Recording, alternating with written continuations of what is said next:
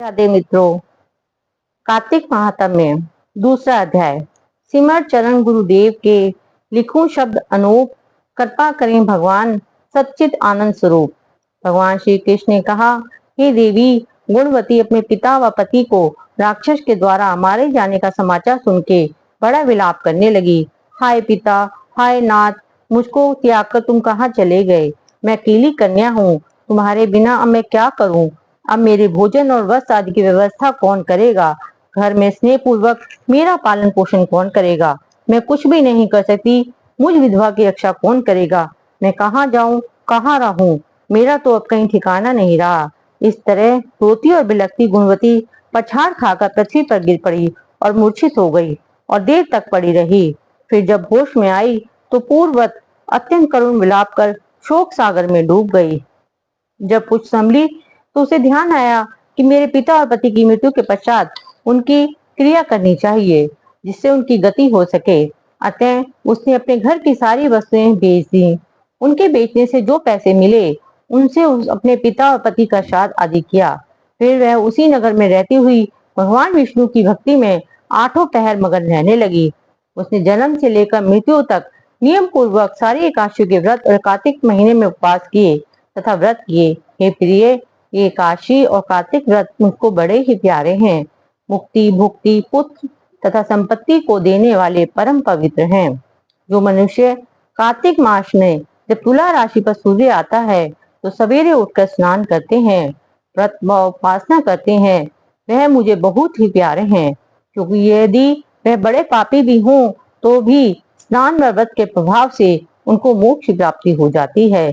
जो मनुष्य कार्तिक में स्नान, जागरण, दीपदान तथा तुलसी के वृक्ष की रक्षा करता है, वह साक्षात विष्णु भगवान के तुल्य है।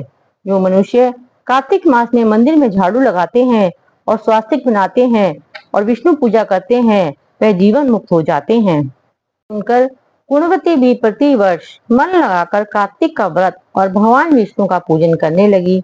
हे प्रिय, एक बार वह ज्वरग्रस्त थी और दुबली हो गई थी। फिर भी किसी न किसी प्रकार गंगा स्नान के लिए चली गई। गंगा तक पहुंची थी, किंतु शीत के मारे वह बुरी तरह से कांप रही थी। वह एकदम शिथिल हो गई थी। तब वह मेरे दूतों के द्वारा मेरे धाम में लाई गई। उसके पश्चात ब्रह्मा आदि देवताओं की प्रार्थना पर जब मैंने कृष्ण का अवतार लिया तो उस समय मेरे गण भी मेरे साथ आए। वह सब इस पृथ्वी पर यादव बने हैं। तुम्हारे पिता, जो कि पूर्व जन्म में देव शर्मा थे, इस समय सत्राजीत हैं। पूर्व जन्म में चंद्र शर्मा, जो तुम्हारा पति था, वह डाकू है। और हे भामिनी, तू ही वह गुणवती है। यह कार्तिक व्रत का ही प्रताप है जिससे कि तू मेरी अर्धांगिनी बनी है। पूर्व जन्म में तुमने मेरे मंदिर के द्वार पर तुलसी का पौधा लगाया था। वह इस समय तेरे महलों के आंगन में कल्प वृक्ष के रूप में खड़ा है। तुमने जो इस जन्म दीप दान किया था, उसके कारण तुम्हारी देह सुंदर है, तुम्हारे शरीर में शोभा है और घर में साक्षात लक्ष्मी निवास करती हैं। तुमने चूंकि पूर्व जन्म में अपने समस्त व्रतों का फल पति स्वरूप विष्णु को अर्पण कर दिया था, उसी के प्रभाव से तुम इस समय मेरी प्रिय भामिनी हुई हो।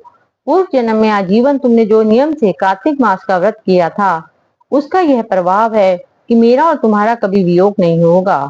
इस प्रकार जो कोई कार्तिक मास में व्रत आदि करते हैं, वह मुझे तुम्हारे ही समान प्यारे हैं।